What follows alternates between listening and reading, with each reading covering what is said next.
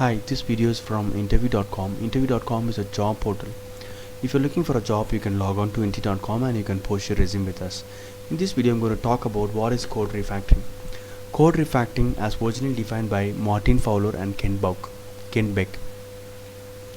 Code refactoring is the process of changing a computer program's source code without modifying its external functional behavior in order to improve some of the non-functional attributes of the software. Advantages include improved code readability and reduced complexity to improve the maintainability of the source code, as well as more expressive internal architecture or object model to improve extensibility. To simply say, code refactoring is you change your code to improve the code readability and reduce the complexity without changing its feature. For example, today you have a software with 3 features, okay, and you say I want to code refactor because it's very hard to maintain the code, okay. So after 1 month, after code refactoring, it should have the same 3 features, but internally the code has been changed. So you should not change the use cases or external functional behavior of the application. Only the internal structure has been modified. Why do we need this? Because we need to improve the code readability. For example, for 1 year you have never done the code refactoring. What happens is people write large methods, large classes.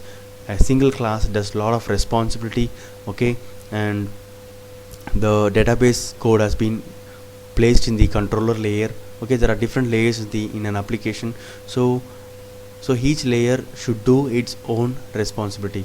So in order to avoid that, we need to do code refactoring. What exactly code refactoring does is eliminate the code duplication and dead code. Code duplication means two developers that are developing without intention or without unknowingly, they would have added the duplication code in 2 different places and they've added in the application. Okay, so what happens is if one method needs to be changed, it has to be changed in multiple places. So we should avoid the code duplication, otherwise it will be an inconsistent code and there will be a lot of bugs because of code duplication. Dead code means the code exists in the application but it's not at all used. That's where the dead code comes into picture. We should remove this code. Dead code makes the application design and logic clear.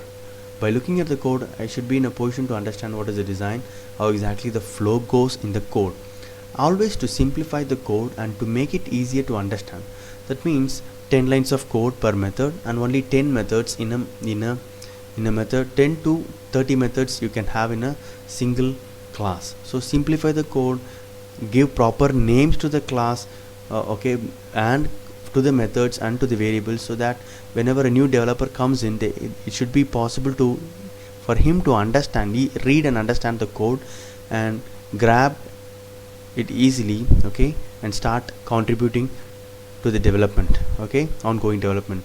Make changes so that it helps to extend easily in future. For example, a new feature comes for the next release, okay, the new developers or the existing developers it should be possible to easily extend the future new feature or new use cases. Okay, you should not touch the existing working code, but it should be in a position to extend the code. Apply single responsibility principle. This is very, very important because I have seen classes with 19,000 lines of code and 20,000 lines of code. It's huge. A single class does a lot of responsibility, and what happens is it breaks, and lot of complex code will be inserted in the code, and lot of if-else loop will be there. Without changing the functionality, change only the internal structure of the code for easy maintenance. Separate the layers within the application appropriately. So control layer, service layer, and DAO layer. So separate it so that it will work properly, and whenever a problem happens, you can isolate the problem in a fast manner and you can fix the bug in short time. Okay, so this is what I'm trying to give you. So for example, currently you have the bad code like this. So this code looks very hard to understand. There are a lot of if else and there are no proper methods. Okay, this is the bad code. But here if you see, we have given a method check start date, log check, day check. There are meaningful methods we have given, and the code has been reduced, and it doesn't look very complex. It's the reliability is really good and maintenance is really good. That's where code refactoring comes into picture.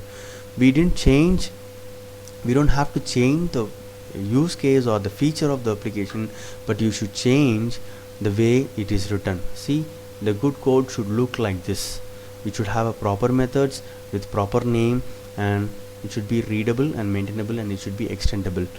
I would suggest, if you want more details, if you want to read more about refactoring, you can go through this book, Refactoring, written by Martin Fowler, an excellent author who has written this book, and he talks about a lot of code smells and the corresponding code refactoring techniques. So if you find any code smell, he is talking about what is the appropriate code refactoring. You can solve the code smell in your code. Okay, so if you have any bad code like this, start code refactoring like this. Okay, so this is about simple definition for code refactoring I explained. Hope this video is useful for your interview preparation. Thank you and all the best for your interview. If you like this video, please press the like and subscribe button. Thank you.